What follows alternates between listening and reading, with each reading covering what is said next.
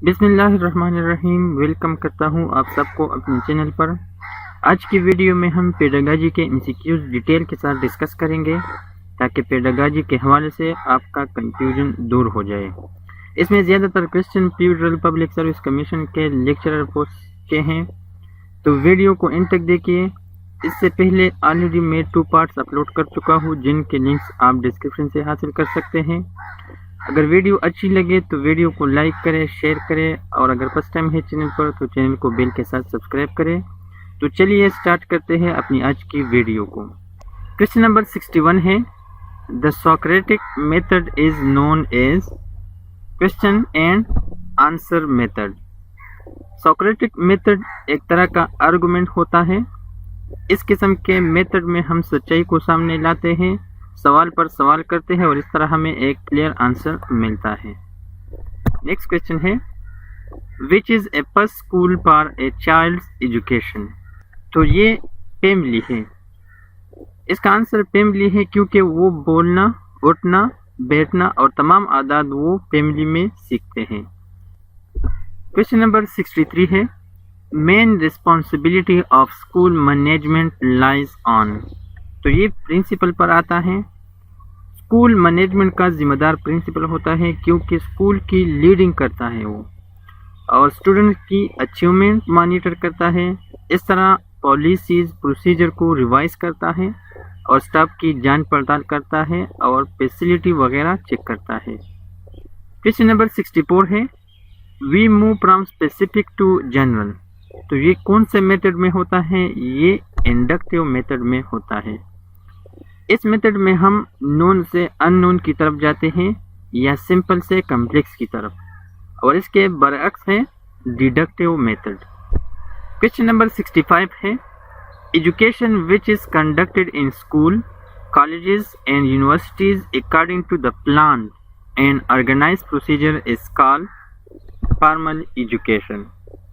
Formal education के बारे में बहुत सारे क्वेश्चन हैं, लेकिन हम ये नहीं जानते, तो गौर से सुनो और नोट करो। एजुकेशन के 3 टाइप्स होते हैं। एक है फॉर्मल एजुकेशन, दूसरा है इनफॉर्मल एजुकेशन, और तीसरा है non formal education. Formal education school, college और यूनिवर्सिटी में और इस तरह के इंस्टीट्यूशन में दिए जाते हैं। इसमें एक पार्टिकुलर करिकुलम को फॉलो करना पड़ता है।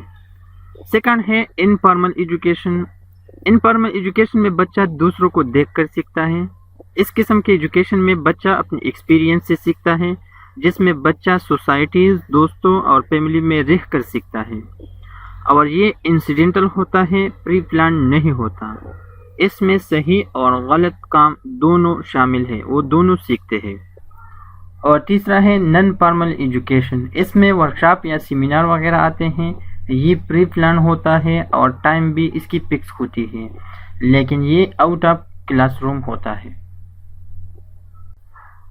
नेक्स्ट क्वेश्चन है 66, the education which individual get from their environment in society and it does not need an institution is known as.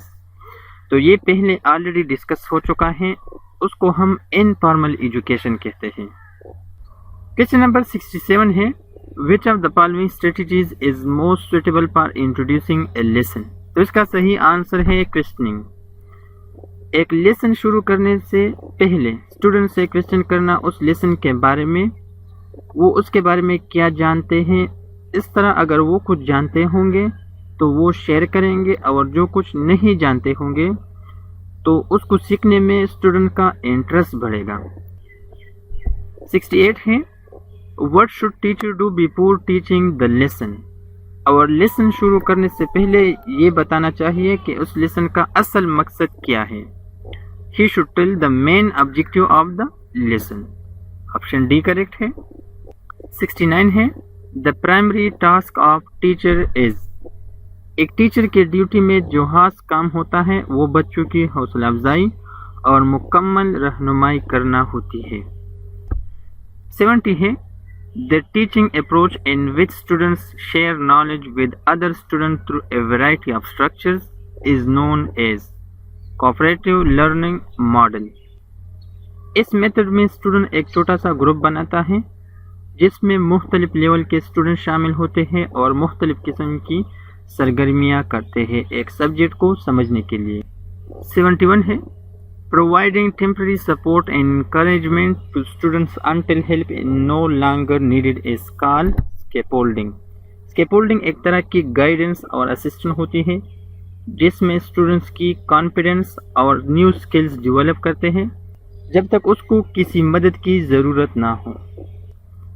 72 ہے when a notebook is maintained by a group in which each member of the group is expected to add an idea, the notebook is known as collective notebook۔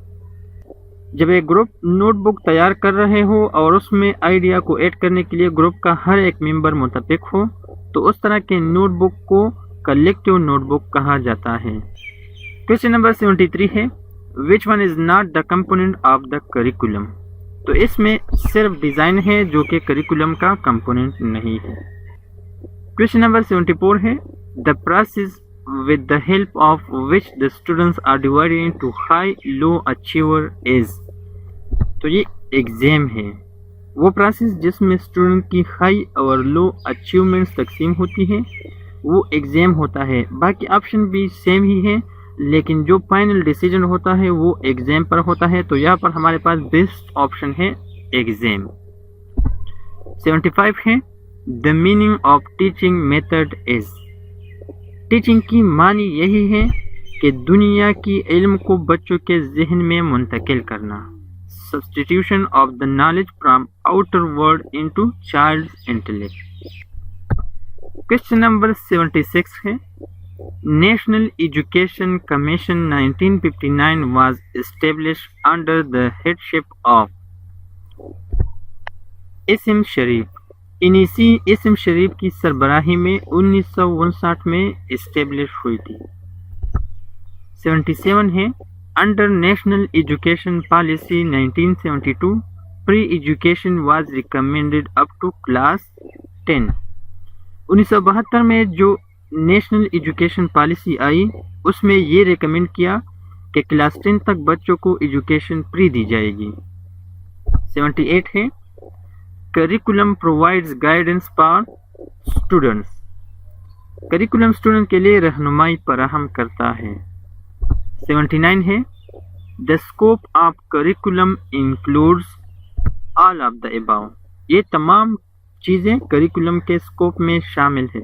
Question number 80 the last question of today's lesson conferences are face to face discussion۔ Conferences میں face to face discussion ہوتی ہے۔